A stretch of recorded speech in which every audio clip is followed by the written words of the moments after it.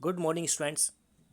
आज हम बीए पाठ तृतीय आधुनिक भारत के इतिहास का टॉपिक रेतवाड़ी व्यवस्था तथा महालवाड़ी व्यवस्था का अध्ययन करेंगे।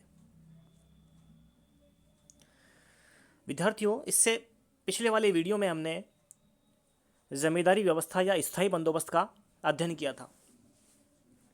अब रेतवाड़ी व्यवस्था। रेतवाड़ी व्यवस्था की शुरुआत सर्वप्रथम 1792 ईस्वी में मद्रास प्रेसिडेंसी के बारामहल जिले में लागू की गई। इस व्यवस्था की शुरुआत टॉमस मुनरो ने की, जो कि 1820 ईस्वी से 1827 ईस्वी के बीच मद्रास के गवर्नर रहे। इस पद्धति के अनुसार प्रत्येक पंजीकृत भूमिदार को भूमि का स्वामी स्वीकार कर लिया गया। उसे अपनी भूमि का स्वामित्व गिरवी रखने तथा बेचने का अधिकार दिया गया। वह अपनी भूमि से उस समय तक वंचित नहीं किया जा सकता था जब तक कि वह समय पर भूमि कर देता रहे। राजस्व के निर्धारण तथा लगान वसूली में किसी जमींदार तथा बिचौलियों की भूमिका समाप्त कर दी गई। कैप्टन रीड तथा टॉमस मुनरो द्वारा प्रत्येक पंजीकृत किसान को भूमि का स्वामी मान लिया गया। इस व्यवस्था के सैद्धांतिक पक्ष के तहत खेत की उपज का अनुमान कर उसका आधा राजस्व कर के रूप में निश्चित कर दिया गया। इस प्रकार रेतवाड़ी व्यवस्था, जो कि देखने में किसानों के हित में लगती थी, लेकिन ऐसा नहीं था। अंग्रेज जो बिचौलिया वर्ग था, जमींदार और उसके जो अधिकारी अमला थे, जो कि भू राजस्व का एक बहुत बड़ा हिस्सा अपने पास रख लिया करते थे। अंग्रेज ये चाहते थे कि उस जमींदार वर्ग या बिचौलिए वर्ग के पास जो भू राजस्व रह जाता है वो भी सीधे कंपनी के राजकोष में जमा हो। इसके लिए उन्होंने सीधे किसानों से संपर्क स्थापित करने की व्यवस्था स्थापित की। तो इस व्यवस्था से किसानों को कोई लाभ नहीं हुआ। इसका पूरा जो लाभ मिला वो लगभग अंग्रेजों को ही मिला, अंग्रेजी राज को ही मिला। रेतवाड़ी व्यवस्था के प्रभाव। यह व्यवस्था कृषकों के लिए हानिकारक सिद्ध हुई। इसके तहत ग्रामीण अर्थव्यवस्था पर बहुत बुरा प्रभाव पड़ा। किसान गरीब तथा भूमिहीन होते गए तथा वे कर्ज में फंसने लगे। एक सर्वे के अनुसार कंपनी ने पाया कि मद्रास में 1855 ईस्वी में रेतवाड़ी व्यवस्था के अंतर्गत 1,45,00,000 एकड़ जमीन जोती गई और 1,80,00,000 एकड़ जमीन पड़ती रह गई। इस प्रकार इस व्यवस्था से कृषि पर बहुत बुरा प्रभाव पड़ा। हालांकि बिचौलिया वर्ग खत्म तो कर दिया गया और किसानों का सीधा संपर्क अंग्रेजी कंपनी से स्थापित हो गया, लेकिन इसका किसानों को किसी प्रकार का कोई लाभ नहीं मिला। मुंबई में एल्फिंस्टन तथा चैपलिन की रिपोर्ट। एल्फिंस्टन 1819 से 27 तक मुंबई में गवर्नर रहे। उन्होंने 1819 में पेशवा राज्य को अपने अधीन कर लेने के बाद मुंबई में रेतवाड़ी व्यवस्था को लागू कर दिया। इस समय पिंगल नामक अधिकारी ने 1824 से 28 ईस्वी तक भूमि का सर्वे कर उसका वर्गीकरण किया तथा राज्य का हिस्सा उपज का 55% निश्चित कर दिया, जो कि बहुत बड़ा हिस्सा था। यानी 55% किसान की उपज का 55% वसूल करना किसान के लिए बहुत हानि का सौदा था। सर्वेक्षण दोषपूर्ण होने के कारण उपज का आकलन ठीक नहीं बैठा।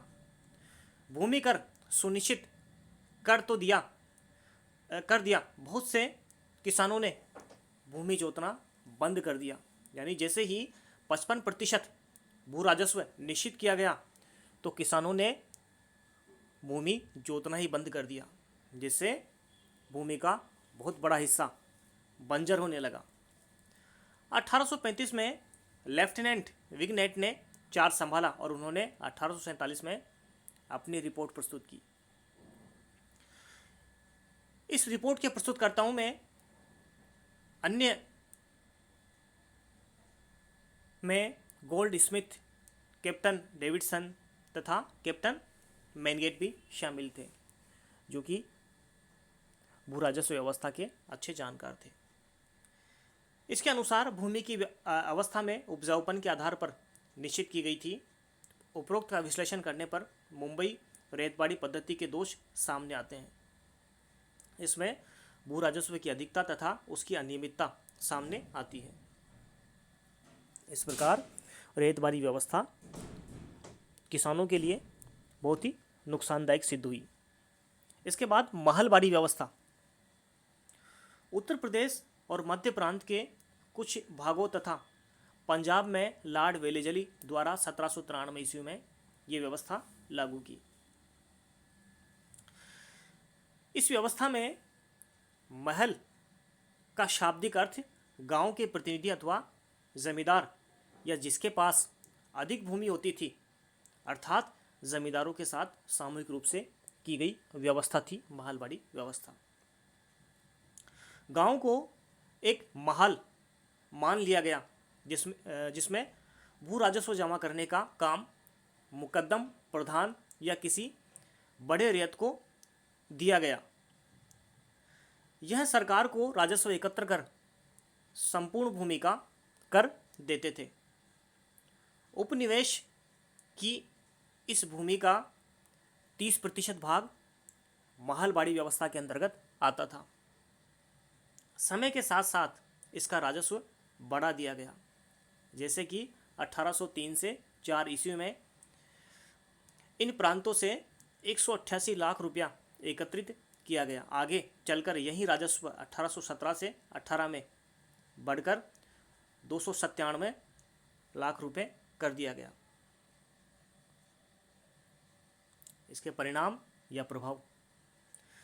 इसके परिणाम से ग्रामीण जमींदार बर्बाद हो गए। एक पदाधिकारी द्वारा दिए गए विवरण से हम इसकी स्थिति का आकलन कर सकते हैं। जमा भू राजस्व की दर काफ़ी ऊंची है। ऐसे में मालगुजार राजस्वदाता अपनी स्थिति सुधारने की उम्मीद छोड़ चुके हैं और कर भाग को सहने में सक्षम नहीं है। वे बुरी तरह ऋण के बोझ में दबे हुए हैं और बाकी के परिणाम स्वरूप अंततः 1830 के और 1840 के दशकों में उत्तर भारत में गरीबी, अकाल और मंदी के समय तबाही आई है, जिसका विस्फोट 1857 की क्रांति के रूप में हुआ। इस क्रांति का तात्कालिक कारण तो चर्बी वाले कारतूस थे, लेकिन इस क्रांति का अगर मूल कारण हम देखें तो सरकार की जो भू राजस्व नीतियाँ थी वो ही इस क्रांति के मूल में थी। इन भू राजस्व व्यवस्थाओं से किसान इतने आहत हुए कि अंततः उनको क्रांति का मार्ग या कदम उठाना ही पड़ा।